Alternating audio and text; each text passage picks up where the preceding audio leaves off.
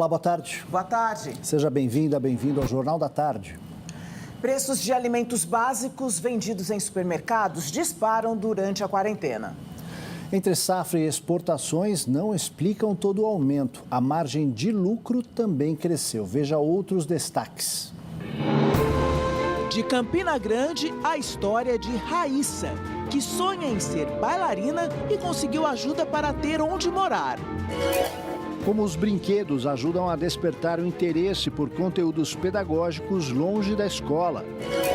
Cuidado com a higiene dos alimentos em tempo de Covid-19.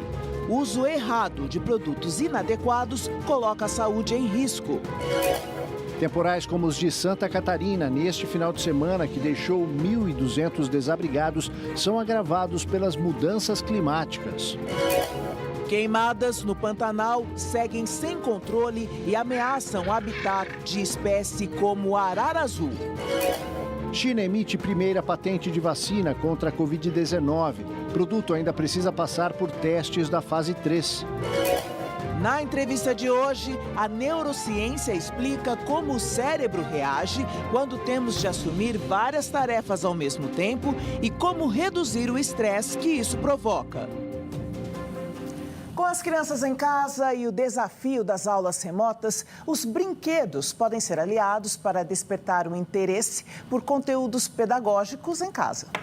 Os dinossauros, por exemplo, estão entre nós. Filmes, livros, museus e brinquedos aproximam as crianças desses animais e da ciência. Eu sou o Nicolas e esses são meus dinossauros. Nicolas tem apenas 5 anos de idade, mas já é um pequeno conhecedor de dinossauros. Esse é o gigantossauro. Aquele ali é o espinossauro.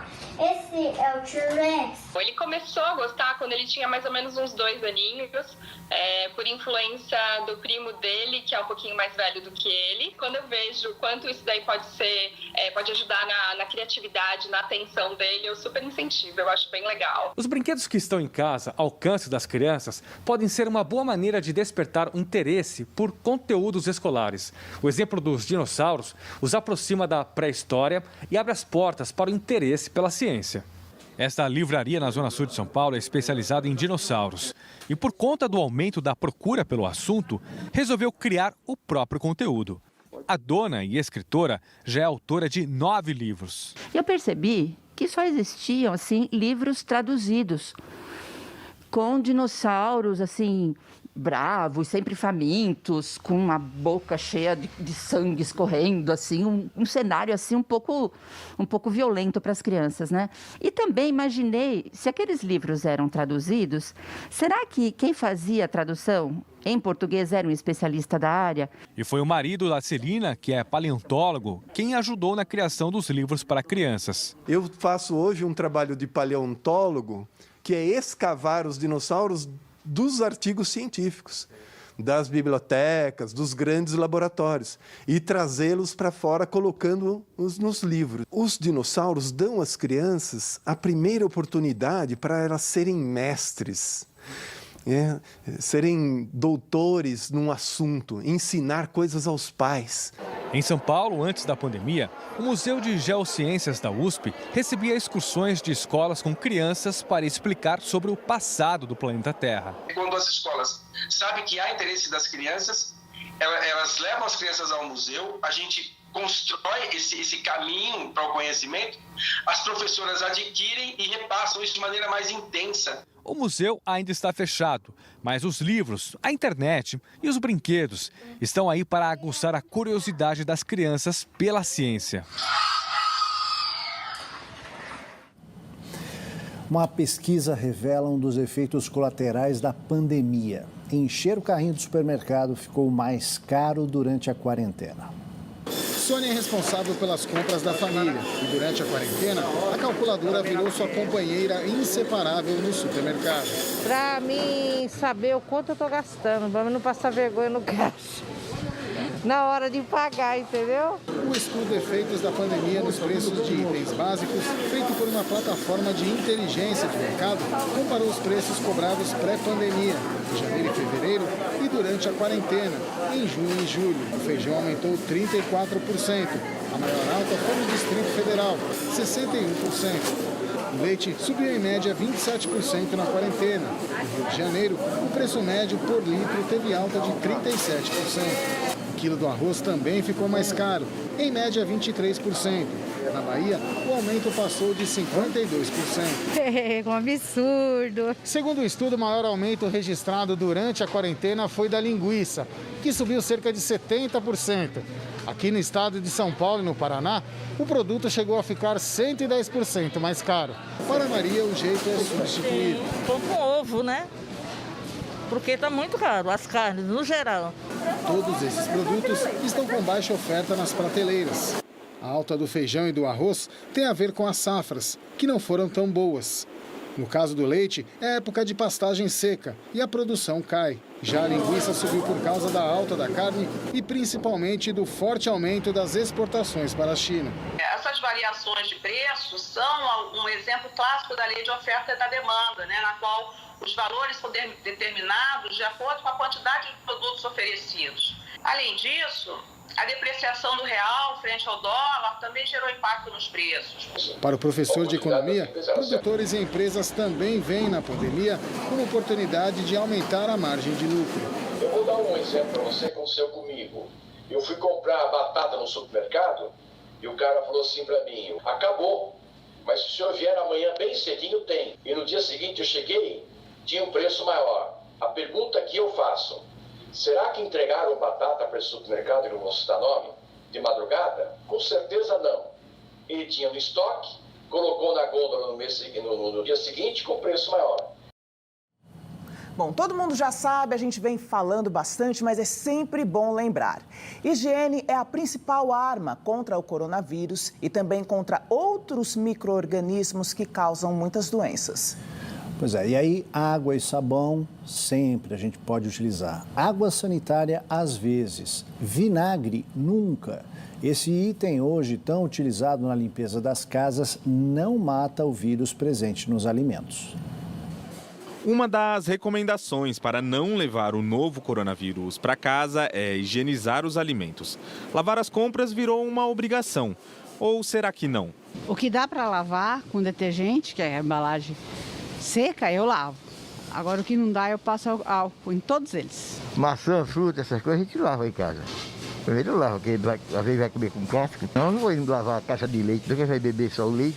Para reforçar essa necessidade, o Conselho Federal de Química criou uma cartilha orientando o passo a passo da limpeza na hora das compras. Para cada tipo de produto, nós trouxemos a possibilidade de higienização para que você tenha segurança ao armazenar esses alimentos. Primeiro, o mais óbvio, mas que não custa lembrar, lavar as mãos. Nelas está a maior possibilidade de contaminação. Depois, começar a cuidar das embalagens. Latas, por exemplo, podem ser lavadas com sabão. Com os itens de papelão e plástico, o ideal é limpar os pacotes com um pano ou borrifador com álcool. Já as verduras, legumes e outros itens orgânicos precisam de um cuidado diferente. Você vai fazer uma solução com água sanitária. Você pega 1 litro de água e 1 colher de sopa de água sanitária e coloca nesse litro de água. E você vai imergir as frutas e verduras nessa solução que foi feita e você deixa 1 hora. Aí, em seguida, você passa a água corrente e deixa escorrendo as frutas e as verduras. O vírus não se replica através dos alimentos, mas pode permanecer na superfície deles por, em média, 24 horas. Mas mesmo com tanta informação sobre higiene circulando durante a pandemia, ainda tem gente que divulga soluções por aí que simplesmente não funcionam. Vinagre, por exemplo, não mata o coronavírus em verduras e legumes, nem se misturado com álcool. Pior, ainda pode prejudicar o próprio organismo de quem se aventura a consumir algo assim. Por isso, para limpar, use corretamente o que tem ação comprovada: álcool, detergente e o bom e velho sabão. Detergentes, sabões, sabonete líquido, todos esses produtos que são de ação desengordurante, ele é eficiente contra o vírus, porque, como todo mundo já sabe, o vírus ele contém uma camada de gordura. Então, quando eu uso um produto de ação desengordurante, ele vai estar, sim, eliminando esse vírus. Você tem aí em casa um cãozinho danado, daqueles que aprontam, destroem o que vem pela frente? O adestramento pode ajudar até os mais teimosos, viu? O problema é que, às vezes, esse é um serviço caro. Mas há alternativas realizadas por especialistas voluntários. É só procurar. O importante é não desistir, garantir a posse responsável e não abandonar o seu companheiro. Ele é muito imperativo. Ela é bem medrosa. O Theo é muito inquieto. As pessoas aqui enfrentam dificuldades no relacionamento. Na maioria das vezes, por conta de mau comportamento. Então, decidiram buscar a ajuda de um especialista na tentativa de melhorar esse convívio entre humanos e seus cachorros. O responsável por essa tarefa é Jonathan. Eu tô liberando meu cão. A iniciativa de oferecer adestramento existe há 8 anos. Acontece todos os sábados em uma praça pública no município de Arujá, na Grande São Paulo. Boneca, isso aí, garota. Mas por que ele faz de graça o que poderia fazer cobrando? Eu reparei que tinha um número muito grande de cães abandonados na cidade. E muitas vezes a falta de comunicação entre tutor e cão faz acontecer o abandono, infelizmente. E eu prefiro ensinar, melhorar essa comunicação, do que ver um cãozinho abandonado por aí. Quanto mais pessoas melhorarem a comunicação com seus cães, menos abandono eu vou ter por aqui, com certeza. São ensinados comandos básicos de adestramento, correção de comportamento indesejado e dicas para sociabilização entre os cães. O urso veio pela primeira vez. Tira a roupa do varal, ele não pode ver nada do interesse dele, que ele está arrastando e leva para a casinha deles. Fábio espera que essa bagunça esteja com os dias contados. Que o diga Tibúrcio, o veterano por aqui. A primeira aula dele foi aos 6 meses. E hoje ele está com 6 anos. Senta. O papai já dá fatinha. Olha, o Tibúrcio aprendeu uma coisa muito importante, que foi a sociabilização. Porque antes a gente não conseguia ficar próximo a um cachorro que ele atacava, né? Ou às vezes era atacado. E hoje ele fica com qualquer cachorro, ele não ataca. E o que será que o dono do Tibúrcio aprendeu? Tirou uma certa timidez da gente, a gente se sente melhor andando, sabe?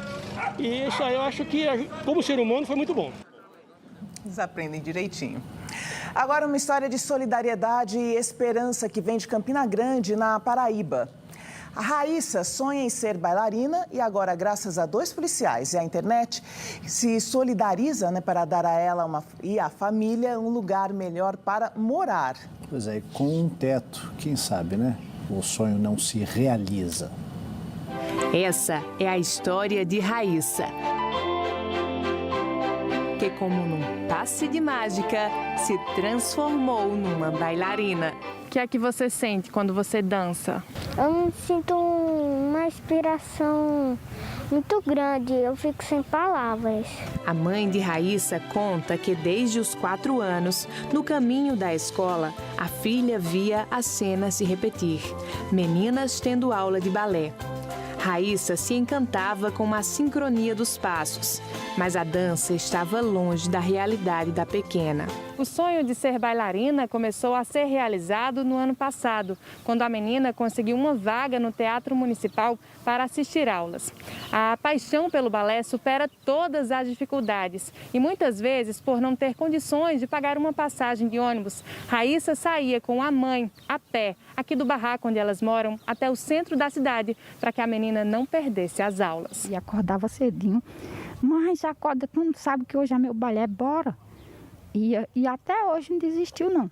O sonho dela, ela disse que vai ser uma bailarina famosa para ajudar a família dela. E foi literalmente quando ela abriu a porta de casa para essa guarnição da Polícia Militar, que entregava cestas básicas na comunidade, que a vida da família da menina começou a mudar. Os policiais se encantaram com a história de Raíssa e, a partir daí, criaram uma corrente do bem para dar uma moradia mais digna à menina.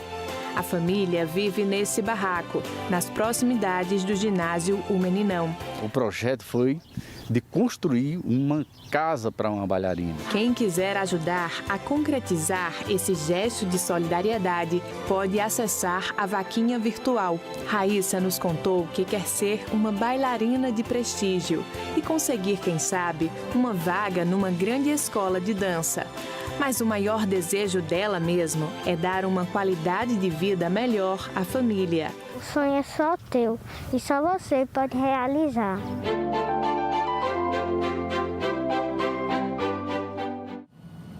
A Defesa Civil de Santa Catarina confirmou a morte de um jovem em decorrência dos tornados que atingiram o meio-oeste do estado na sexta-feira. O jovem tinha saído para pescar e morreu afogado. A força dos ventos destruiu mais de 4.000 casas em 28 municípios catarinenses. Também no sábado, pelo menos 1.500 pessoas estão desabrigadas. A nuvem em forma de funil acendeu o alerta. Entrem para dentro, vamos se esconder. Minha Nossa Senhora! A imagem foi gravada na área rural de Irineópolis, no norte de Santa Catarina. O outro tornado atingiu a cidade de Água Doce, no oeste, a 100 quilômetros de distância de onde aconteceu o primeiro. Meu Deus! A força do vento destelhou centenas de casas e deixou outras completamente destruídas. Além dos tornados, outras cidades foram atingidas por ventos fortes. Em Tangará, também no oeste do estado, caminhões viraram como peças de dominó. Meu Deus! No norte, o granizo cobriu a pista da BR-116 na altura do município de Monte Castelo. Santa Catarina está no chamado Corredor de Tornados da América do Sul, o segundo local do planeta onde o fenômeno mais ocorre. A principal explicação para os tornados do último sábado seria a formação de um sistema de baixa pressão que foi alimentado por um fluxo de ar quente e úmido vindo da Amazônia. Mas alguns cientistas defendem que o efeito estufa pode estar intensificando as ocorrências de chuvas mais fortes e tornados. O que atualmente a gente sabe é que as mudanças climáticas têm o potencial de aumentar eventos extremos, como as tempestades que causaram e ocasionaram os tornados que aconteceram ontem em Santa Catarina. Isso tem um efeito em cascata que pode aumentar indiretamente muitos eventos extremos que acontecem, inclusive tempestades muito intensas que geram esses tornados que a gente viu. Essa relação direta ainda não é totalmente comprovada cientificamente, mas existe sim o potencial de que isso possa aumentar no futuro e cada vez mais. Mais de 10% de todo o território do Pantanal, no centro-oeste do país, já foram devastados pelo fogo e os prejuízos no bioma não param por aí. No Mato Grosso, as queimadas ameaçam o maior santuário de araras azuis do planeta, animais que estão em extinção. A reportagem é de Geisiane Leme, da TV+. As chamas estão obrigando as cerca de 700 aves que vivem na região a alterarem seu curso natural. Isso porque as árvores da fazenda São Francisco de Perigara, no município de Barão de Melgaço, sofrem com as queimadas. O local é o principal refúgio das araras no mundo. A propriedade rural, localizada a 150 quilômetros da capital, Cuiabá, concentra 15% da população livre da espécie ameaçada de extinção. Até agora, o território já perdeu pelo menos 70% de seus 25 mil hectares, quase todos de vegetação nativa. Agora, os bombeiros trabalham para evitar a destruição das árvores que ainda restam. É um refúgio, é um local único. E o fato de ser atingido pelo fogo pode estar queimando locais de reprodução, os ninhos que são feitos em mandovis e também as palmeiras que servem de alimentação para as araras. Então, mais uma vez, as araras estão sofrendo com essa queimada. Sem chuva há 80 dias, os incêndios no Pantanal já duram mais de 3 semanas, em um dos piores cenários da história da região. O impacto das queimadas chega também a Cuiabá, que mais uma vez amanheceu sob grande nuvem de fumaça. De acordo com o Centro Integrado Multiagências, cerca de 204 mil hectares da maior planície alagável do planeta já foram atingidos pelo fogo. Entidades e ambientalistas consideram a situação preocupante, especialmente pelos impactos na fauna e flora, grande riqueza da região. Pode participar do programa com perguntas e comentários, é só utilizar a hashtag JTCultura no Twitter. Também pode mandar para a gente a sua mensagem em vídeo pelo WhatsApp, o número é o 999-210174. Nós estamos ao vivo também no Facebook e no YouTube pela página Jornalismo TV Cultura. O Brasil passou de 107 mil mortes pela Covid-19 e os casos confirmados da doença já chegaram a 3.300.000. Enquanto isso, flagrantes de desrespeito. É isso mesmo. Em Caxias do Sul, fiscais encerraram uma festa clandestina com 500 pessoas. São, no total, 107.885 mortes pelo novo coronavírus, após confirmação de 580 casos em 24 horas. Já o registro de infectados chegou a 3.340.000. No último dia, foram mais de 22 mil testes positivos para a doença. Em São Paulo, os casos confirmados já se aproximam de 700 mil, enquanto o número de mortos passou de 26.800. O Rio de Janeiro tem 194 mil pessoas contaminadas, 14.500 morreram pela doença. Em Minas Gerais, 174 mil contraíram o vírus. Os registros de morte superam 4.100 no estado. No Centro-Oeste, Goiás soma quase 102 mil infectados e 2.300 vítimas. No Norte, o Pará tem mais de 178 mil casos da doença. O total de mortos se aproxima de 6 mil. No Nordeste do Brasil, o Piauí chegou a 66.300 casos, 1.600 pessoas morreram. E a partir de hoje, hotéis e restaurantes podem abrir no estado. Para a retomada, os estabelecimentos precisam seguir protocolos de segurança, como distanciamento entre os clientes, uso obrigatório de máscaras e disponibilização de álcool em gel. No Rio Grande do Sul, são quase 98 mil infecções, mais de 2.600 pessoas morreram. Em Caxias do Sul, no nordeste do estado, agentes da prefeitura encerraram uma festa clandestina com 500 pessoas e 150 veículos numa via pública da região. A ação ocorreu na madrugada deste domingo. Além da aglomeração, os fiscais flagraram grande consumo de bebida alcoólica e a maioria das pessoas não usava máscara. Vamos direto para o Palácio dos Bandeirantes e de lá a repórter Adriana Cimino nos traz informações sobre a coletiva de imprensa dessa tarde. Boa tarde, Adriana. Oi, Joyce. Uma boa tarde a você, boa tarde a todos. Na coletiva desta segunda-feira devem ser trazidas novidades sobre as medidas econômicas de enfrentamento ao coronavírus aqui em São Paulo. Hoje o estado também deve superar a marca dos 700 mil casos. A coletiva de imprensa de combate ao coronavírus aqui no estado de São Paulo acontece logo mais, ao 12h45, logo depois do Jornal da Tarde, e será transmitida ao vivo na tela da TV Cultura. Joyce. Obrigada, Adriana. Até já. E daqui a pouco você vai ver. Pesquisa Datafolha mostra piora na avaliação do Congresso e STF fica estável. É corrida pela vacina contra a Covid-19. Depois da Rússia, China anuncia primeira patente de vacina para a farmacêutica CanSino. A gente volta já.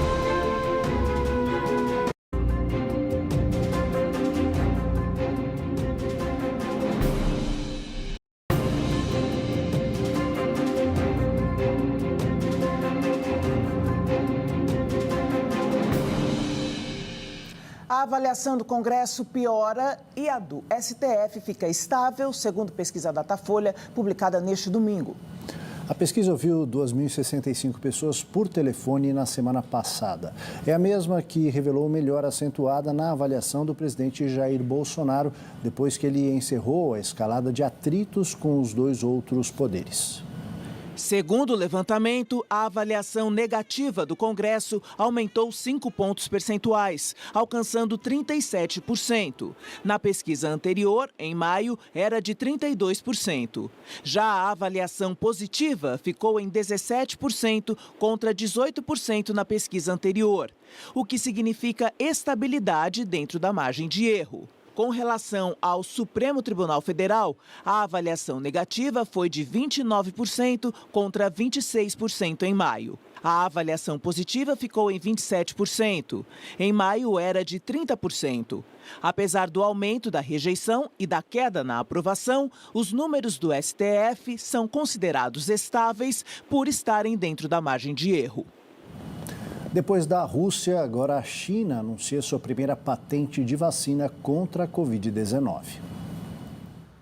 A empresa chinesa especializada em vacinas CanSino Biologics obteve aprovação da primeira patente junto ao governo da China para sua candidata à vacina contra a Covid-19. Ela foi desenvolvida por Shen Wei, da Academia de Ciências Médicas Militares e da empresa chinesa de biotecnologia. Essa primeira patente para uma vacina contra a Covid-19 concedida pela China foi apresentada em 18 de março e aprovada na última terça-feira. A vacina, apelidada de AD5-nCoV, usa um vírus do resfriado comum, que é enfraquecido para introduzir material genético do novo coronavírus no corpo humano, para treinar nosso organismo a produzir anticorpos que reconheçam o pico da proteína Covid-19 e assim possam combatê-la. De acordo com a pesquisa publicada na revista Lancet no mês passado, os ensaios clínicos da fase 2 mostraram que ela é segura e capaz de induzir uma resposta imunológica. Enquanto isso, os ensaios clínicos da fase 3, que estão em andamento, devem incluir mais participantes e serão conduzidos no exterior. A Arábia Saudita anunciou este mês que pretende iniciar os testes clínicos de fase 3, a última antes do registro da vacina candidata da CanSino no país. A empresa disse ainda que negocia o lançamento de ensaios clínicos com a Rússia, Brasil e Chile. Com a pandemia do coronavírus, o Japão sofre a maior contração econômica da sua história no segundo trimestre deste ano e pode estar a caminho de uma recessão mais profunda. Terceira maior economia do mundo, o Japão encolheu 27,8% entre os meses de abril a junho, segundo dados do governo divulgados hoje, o que marca o maior declínio na economia nipônica desde os anos 80. O principal culpado da queda nos números foi o consumo privado, que despencou um recorde de 8,2%, principalmente por causa das medidas de bloqueio para evitar a propagação do novo coronavírus, que acabaram mantendo os consumidores em casa e longe das fontes de consumo. Outro culpado foi a diferença entre exportações menos importações, que cortou o produto interno bruto para 18,5%, principalmente com queda nas exportações de automóveis. O ministro da Economia, Yasutoshi Nishimura, reconheceu que as leituras do PIB foram bastante graves. Apontou alguns pontos positivos, como a recente alta no consumo, mas ponderou que a recuperação será lenta em todos os lugares do planeta, exceto na China. O derretimento do gelo na Groenlândia chegou a um ponto irreversível, segundo nova pesquisa divulgada agora. E os autores alertam que o mundo deve enfrentar o avanço do mar nas regiões costeiras. O derretimento no Ártico já está fazendo o nível dos oceanos subir 1 milímetro por ano. Parece pouco, mas segundo os pesquisadores, se o gelo acabar na Groenlândia, o mar poderá subir até 6 metros, o suficiente para inundar cidades litorâneas, afetar o funcionamento de portos e mudar o clima de regiões importantes, como a Amazônia. Os cientistas estudaram mais de 230 geleiras ao longo das últimas 3 décadas e descobriram que a neve anual já não é capaz de reabastecer totalmente as regiões que derretem no verão ártico. Agora, em julho, o gelo marinho polar atingiu a sua menor extensão em 40 anos. Junto com as inundações, podem vir outras consequências globais, como o aumento de eventos climáticos extremos, com ondas de forte calor, invernos mais rigorosos e grandes incêndios florestais. Mercedes Barça, viúva do escritor colombiano e Nobel de Literatura Gabriel Garcia Marques, morreu neste final de semana aos 87 anos. Mercedes Raquel Barça Pardo é considerada uma das responsáveis pelo sucesso do escritor. O próprio Gabriel Garcia Marques contava que a mulher penhorou alguns eletrodomésticos da casa onde morava para enviar os manuscritos de 100 anos de solidão pelo correio a uma editora argentina. O romance virou um grande sucesso e vendeu mais de 50 milhões de exemplares no mundo todo, traduzido em 46 línguas. Além disso, era Mercedes que lia primeiro os manuscritos do autor de Ninguém Escreve ao Coronavírus, tenente-coronel e foi fundamental para a carreira do escritor, Prêmio Nobel de Literatura em 1982.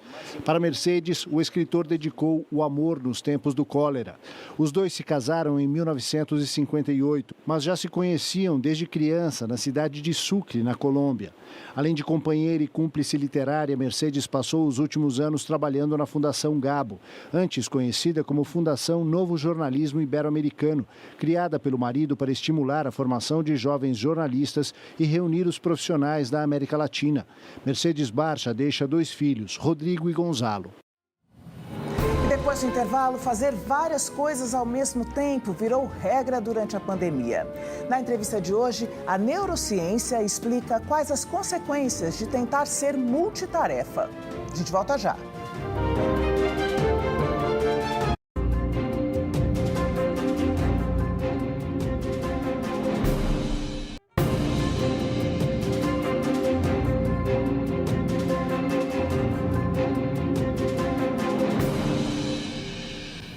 Um dos aspectos da vida que foram exacerbados durante a pandemia foi a história das pessoas terem de ser multitarefas. Pois é, dar conta, de várias coisas ao mesmo tempo virou exigência. Mas a que custo?